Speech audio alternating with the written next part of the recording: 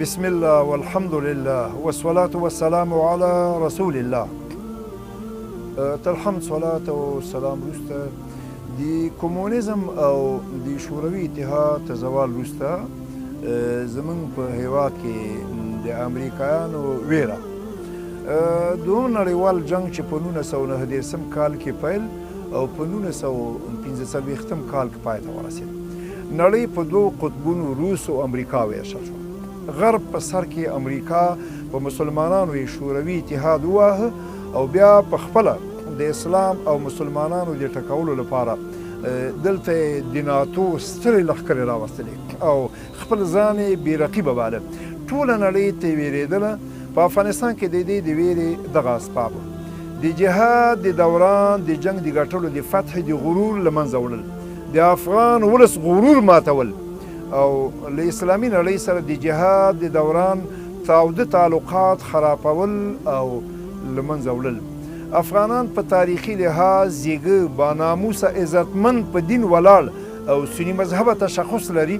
دغه تشخص د دې عزت له منځه وړل او کور ته د امریکایي لښکرو ننوتل د دې پته اخیستل.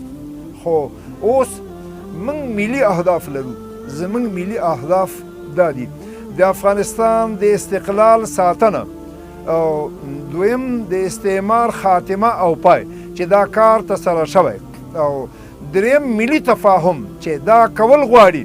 په یو ټغر د ملت کېنول پکار دي. او څلورم ملي وحدت چې د افغانستان ټول ولسونه په یو ټغر کینی او د ورورۍ مظاهره وکړي.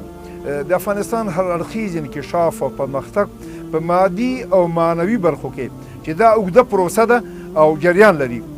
البته په معنوي برخه کې موږ ځینې خنډونه لرو. زمونږ د ملت د بچي په لاس کې باید قلم وي.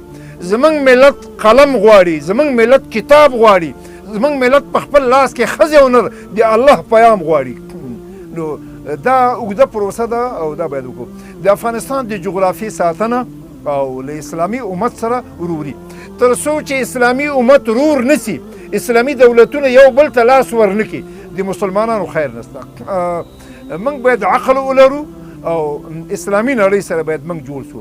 د افغانستان وزارت خارجه او په همدې توګه د افغانستان مشران له اسلامي نړۍ سره د یووالي لپاره دا ښه ادرس ده. دا زموږ ارمان دی. د افغانستان علما، د افغانستان متخصصین، سیاستوال دا باید د دې مشرانو سره یو ځای د اسلامي نړۍ دوره وکړي او اسلامي نړۍ ته باید یو روح ورکړي. اوس خو نړۍ له یو قطبتوب نه انشاءالله وځي او مختلفو قطبونو ته ځي. اسلامي نړۍ باید یو قطب په توګه بروز وکړي او اسلامي نړۍ باید یو ستر ځواک وي. متاسفانه په یو ملک چې اسلامي نظام راسي، استعمار یې د بل اسلامي هیواد په وسیلې باندې نو ختمول غواړي.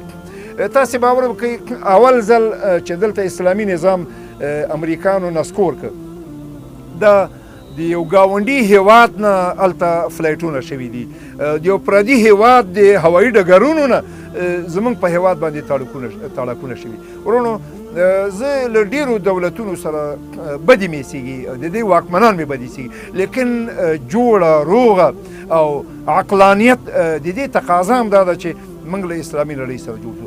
له عربستان سعودي سره، په همدې توګه له مالیزیا سره، پاکستان سره، په همدې توګه د ترکیې سره موږ باید د اسلامي نړۍ سره وروري جوړه کړو. هر رنګه چې دې کې خیر دی.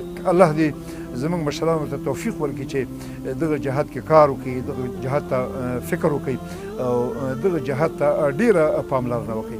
سبحانك اللهم وبحمدك اشهد ان لا اله الا انت استغفرك واتوب اليك.